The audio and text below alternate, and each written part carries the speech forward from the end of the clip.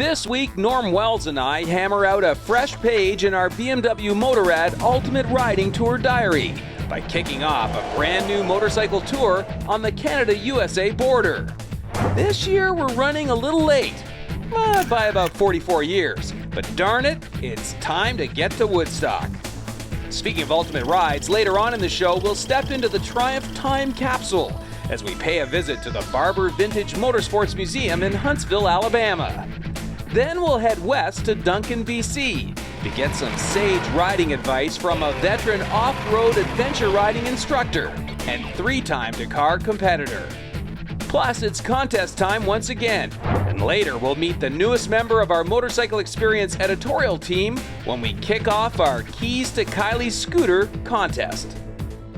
Hello and welcome to Motorcycle Experience, the voice of motorcyclists everywhere. I'm Dave Hatch, and this week we're kicking off our 24th season of Motorcycle Experience. Now, to put that in perspective, back in 1989, the Honda Hurricane was Bike of the Year. I had hair and wore parachute pants while riding my RG500 Gamma, and I believe Milli Vanilli was at the top of the charts. But enough about me. First, we kickstart the show with our Ride of the Week. Meet Suzuki Canada's mid-sized adventure bike, the V-strom 650 ABS.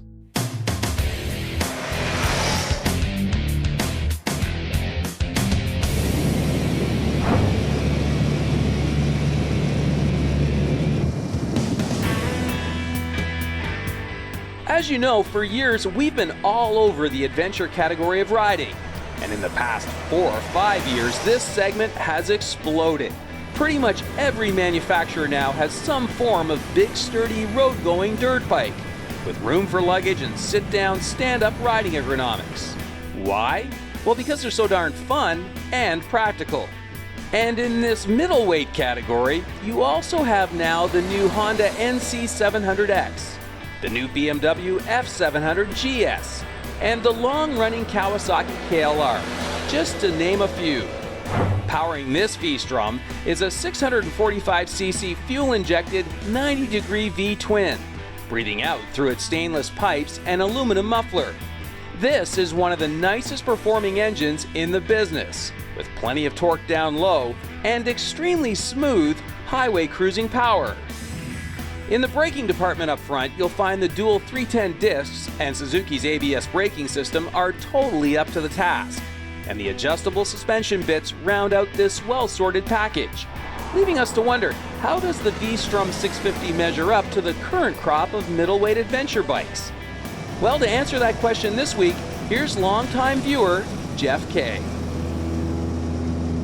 When I first rode the 650V, it might have been back around 2003, 2004, and I thought, man, they just sort of got it right the first time around, and a lot of that had to do with that engine. Yep. So, what did you think of that V? Well, the V in V-strom refers to the 90-degree configuration of the two-cylinder motor.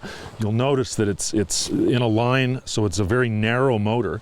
Not enormously powerful, but really smooth and absolutely bulletproof dependable. You know, it just goes. It's a great motor for riding around the city if you're a commuter, for being out on the highway, off-road stuff to a certain degree. It's probably one of the most versatile setups anywhere. What about stopping? This one is the ABS model. Did you like the brakes? Stopping has always been not an issue. I mean, it's a great bike for that. It's not a heavy bike. It's under 500 pounds. Yeah. As long as you've got the good tires and you've got the forks adjusted properly, the stopping is on a dime. The ABS really, I think, is a game changer for motorcycles. I think there's no turning back. The genie's out of the bottle, and just the driving around that we were doing today. On the country roads, there was some gravel there, and I, experimenting, would grab a handful of front brake to see what happens. It's grabby in the sense that you do get a little bit of skid with the front wheel, but just enough to let you know that something's happening. Yeah, exactly. Yep. But it's very comforting. I think once you've had ABS on a motorcycle, I think there's no turning back. Yeah, I would agree. Handling. Again, going back to my original experience on the V-strom was just how nimble and how light the bike feels. How do you find the bike in terms of its handling? Well, actually, this one I find is a little bit narrower than the previous configuration of the V-stroms. So that narrowness allows you to keep your legs a little bit closer together. I think it makes it feel more nimble. The bodywork is narrower, the fairing is smaller, your hips are right above your feet. So it's a beautiful setup, whether you're on the highway for extended periods of time because it's very comfortable, Yeah. or if you're in the city and you're dodging cabs, potholes, and streetcar tracks or whatever. It's a highly maneuverable bike. Now this particular model comes with the hard luggage. I saw you poking around, having a look at the volume. What did you think? Well, it's a good news, bad news situation, I think. On the one hand, it's very easy to use. Pops right open. Nothing simpler. Yeah. Similarly, to get the cases off, one you pop that and they come right off. Now, that's the good news. I think the bad news, from my point of view, is that they're asymmetrical. Because of the exhaust pipe on the right-hand side, Yeah. and because of the heat shield and I guess a little bit of distance that you need, this box is smaller than this box. Definitely. Now, It's probably about half the distance. I'd say 2/3 of the size. Yeah. It's one of those things that you have to live with, and it's an enormously wide setup too. I mean, this thing is probably 5 feet wide. So if you're riding in the city and you're trying to get in between a cab and to get over into that right-hand lane to get the jump on the green light, Could be a problem. you may have to apologize to somebody for sort of giving the car a little rub on the way by. Yeah. So who would you recommend this bike to? I think someone who's relatively new to riding would find this a very attractive package. I think people who are lighter, smaller. I mean, we're 6 feet tall. And even though it looks like a fairly large bike with a lot of ground clearance, you can sit on this thing quite comfortably. You can adjust the dog bones on the bottom and bring it down even further. So if you're shorter, you would not have a problem with a bike like this. If you're a touring person, you would get a lot of use out of this. If you're a commuting person, you would get a lot of use out of this. It's a good all-round bike. Well, great job today, Jeff. Thanks Pleasure as always. for coming down and trying it out. Great job, Jeff. Now there's still plenty more motorcycle experience still ahead. Sticking with our adventure touring theme, we get down to the brass tacks as Matt and Don get set for adventure out on Vancouver Island. We'll also step into the Triumph time capsule and launch a new Honda scooter giveaway. So stay with us. Motorcycle Experience is brought to you in part by Honda Motorcycles, BMW Motorrad, and Triumph Motorcycles.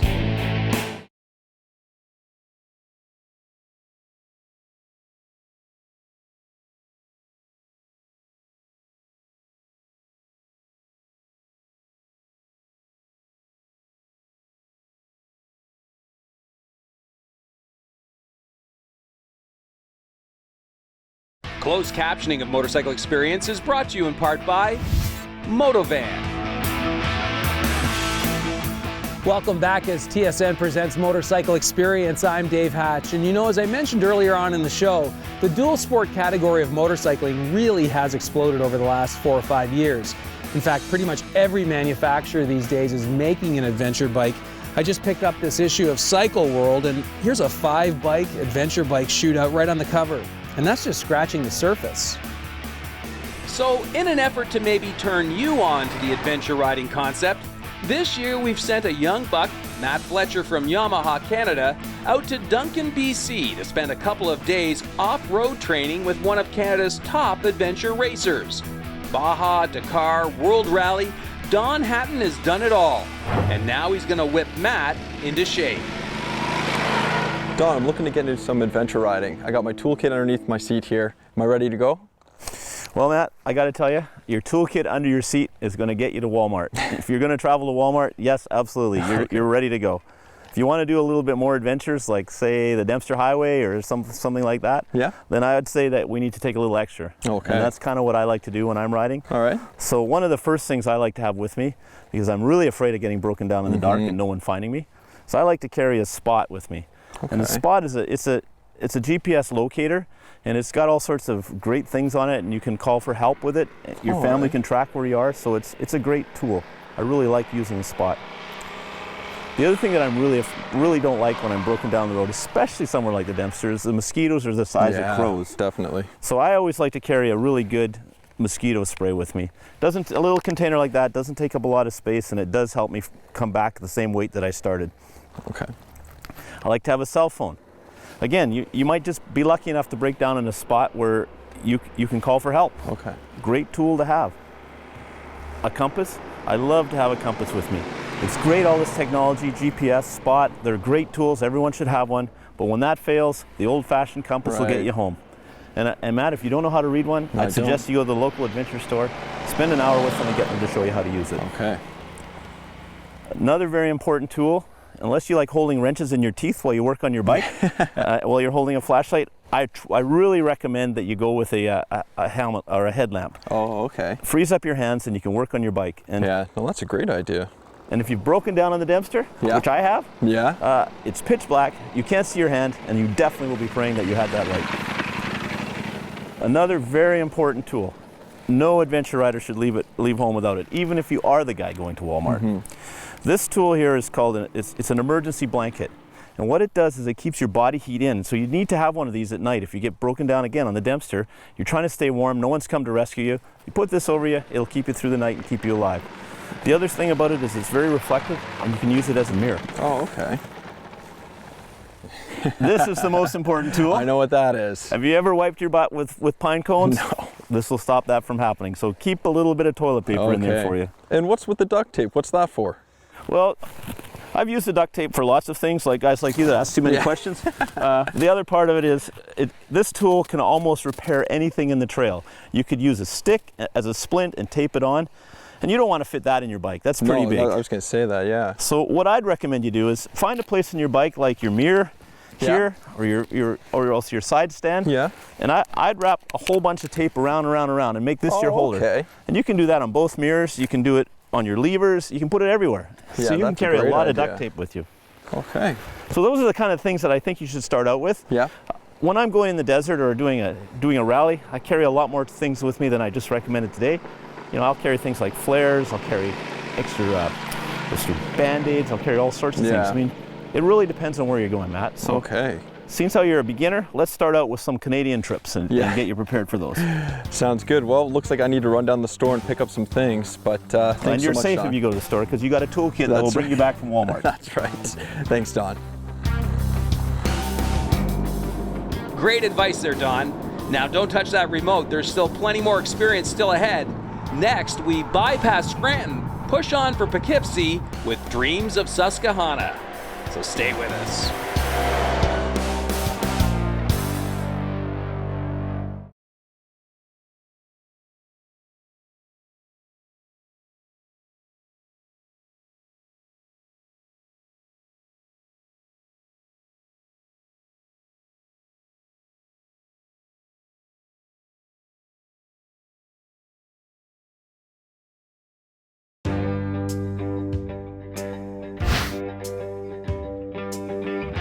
Welcome back as TSN presents Motorcycle Experience. I'm Dave Hatch, and it's time now to kick off this season's ultimate ride. And this year, Norm and I have picked a route right in our own backyard. As for our motorcycles, well, that was an interesting choice as well. Can you say maxi scooter? For over a decade, Norm Wells of BMW Motorrad and myself have been riding and exploring a variety of destinations all across North America. So, what do you do when you've ridden North America from stem to stern?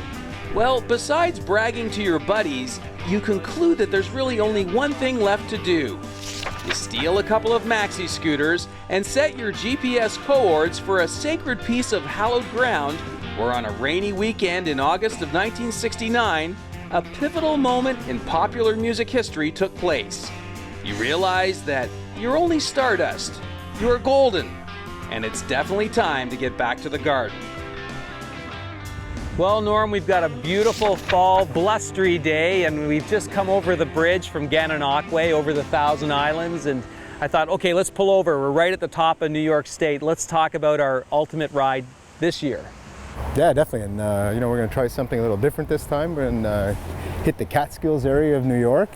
And we've chosen some interesting product here to be doing this trip on. Took a couple of the new maxi scooters. This is the C650 GT touring model, and thought we'd have some fun with it. It's fall colors, and it's a nice relaxed pace on the big scooters, and let's just see where they take us. Yeah, well, normally we're doing this kind of ride on a GS or something of that nature, but we've got the heated grips, the heated seats, so we should be comfortable. And as usual, we're kind of making this one up as we go along.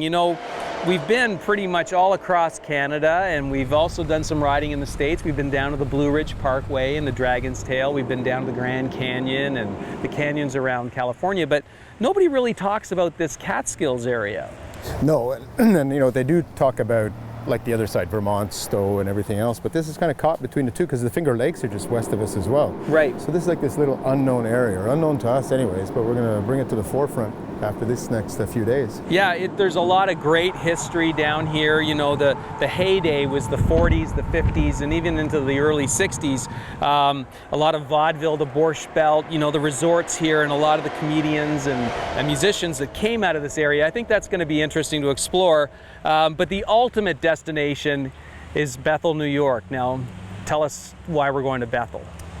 Well, Bethel is actually one of the areas that you pointed out right off the bat when we started talking about this, because that's the site of Woodstock. And you being the musician you are, I know that that's going to pull some heartstrings on you, I'm sure, when we get down there. Well, yeah, growing up as a kid in the 60s, all I heard about was Woodstock, but I never got there, and this is our one opportunity. So I think what we'll do today is we'll head down 81 to Syracuse, hit the ring road, and then take 92 and 20 across, and that'll pretty much put us right on top of the Catskills, and then from there, point and shoot. Head down that Highway 8 looks pretty good, so start with that today and see where that takes us. Okay, well, it's going to be an interesting trip. The weather's with us. By the time we got to Woodstock, we were 500,000 strong. That's great. Yeah, the singing, not so much.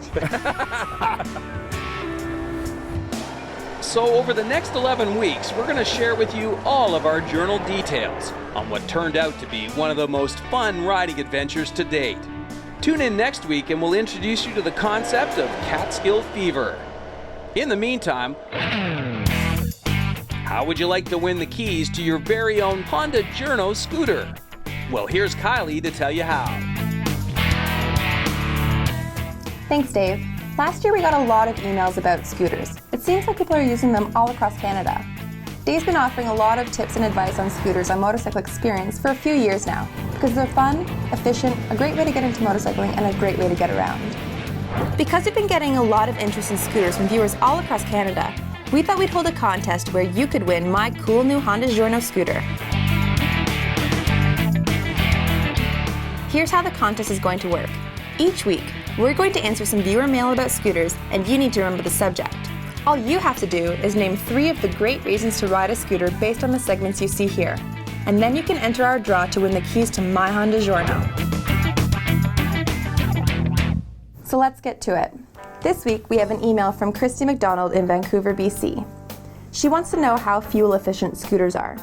She's asking how far she should be able to ride on a tank of gas. Great question, and that's this week's great reason to be riding a scooter, fuel efficiency. So let's look this up. It says here this Honda PCX 150 uses 2.3 liters per 100 kilometers.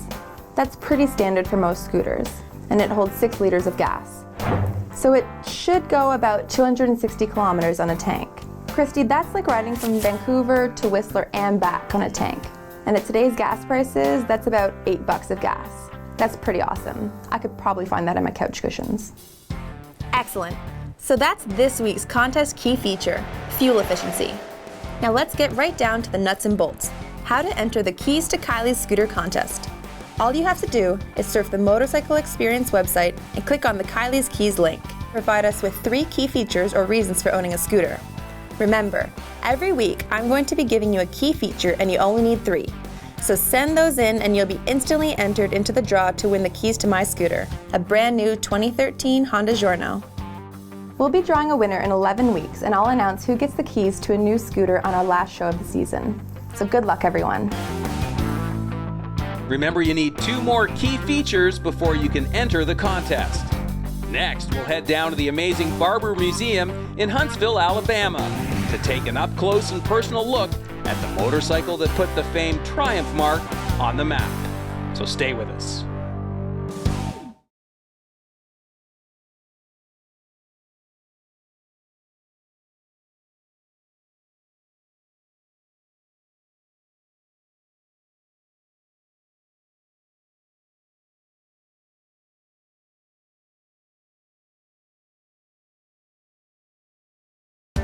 Motorcycle Experience is brought to you in part by Honda Motorcycles, BMW Motorrad, and Triumph Motorcycles. Welcome back as TSN presents Motorcycle Experience. I'm Dave Hatch. We'll wrap up our show now by taking a closer look at this beautiful 1938 Triumph Speed Twin. Kick-started back in 1902 in Coventry, England, this British motorcycle marque has certainly withstood the test of time over the years, and today it's one of the oldest motorcycle manufacturers in the world. Back in the golden era of motorcycling post-World War II, Triumph was certainly the big dog on the porch, with its venerable Bonnevilles and Thunderbirds. You remember the bike Brando rode in the Wild One? But just prior to World War II, it was the 38 Speed Twin that really helped put Triumph on the map. Brian Slark picks up the story for this week's Triumph Time Capsule.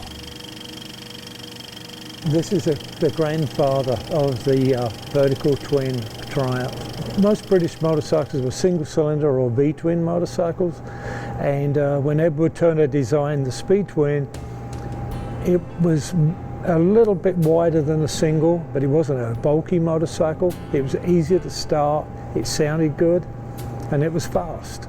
The handlebars are rubber mounted, so if there's any little vibration from a vertical twin, it would iron out the tingles.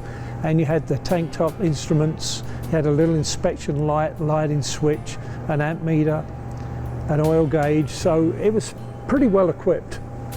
Nice big lights, big headlight, just a pretty bike. The style of the motor, the timing cover, is very distinctive, and the timing cover was used right up to the the mid 80s, and you look at it and you know it's a Triumph by just looking at the timing cover. Very, very distinctive. The sound of the twin, it purred along instead of thump, thump, thump. Then it had a very even note, even beat, and I think the motor was very, very flexible. It would pull at low RPM and yet it would rev out higher than a single. It set a whole new standard in mass-produced motorcycles, and you could put a sidecar on it, you could use it for competition. I think it was just user-friendly. You didn't have to have the mystique of the starting with a big single or a big V-twin. Anybody could jump on this, kickstart it and ride it and enjoy it. There weren't a large number of these built because of the war was imminent. But after the war, everybody clamored for one. After the war was over, every guy said, well, I think I need a Speed Twin or a Tiger 100. I need to get a Triumph. Well, that's it for this week. I think I'm pretty much done here, and we're all out of time.